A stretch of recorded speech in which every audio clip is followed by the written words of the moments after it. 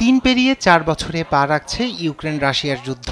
মস্কোর পূর্ণমাত্রার আগ্রাসনের তৃতীয় বার্ষিকী উপলক্ষে স্থানীয় সময় শনিবার লন্ডনের রুশ দূতাবাস অভিমুখে প্রতিবাদ মিছিলে অংশ নেয় প্রায় 3000 বিক্ষোভকারী।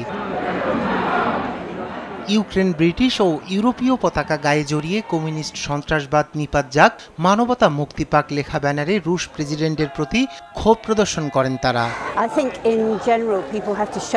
ট্রাম্প যাই বলুক না কেন, যুক্তরাষ্ট্রের সাধারণ মানুষ এখনো সমর্থন করে ইউক্রেনকে। সময় এসেছে সবাইকে ঘর থেকে বেরিয়ে আসতে হবে এবং পুতিনের আগ্রাসনের বিরুদ্ধে আওয়াজ তুলতে হবে।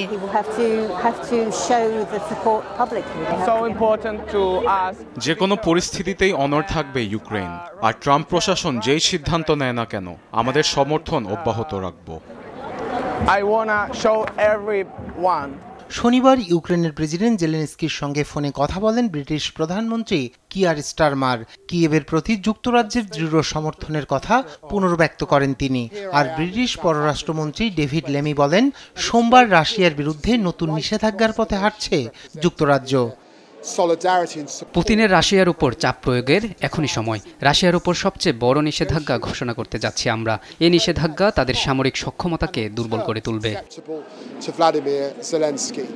এদিকে আশার খবর শুনিয়েছে white house.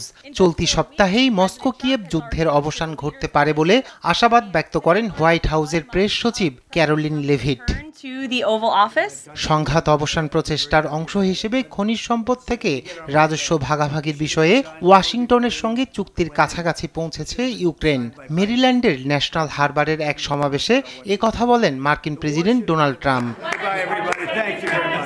Raihan Kobi Shuvro, news desk, Desh TV.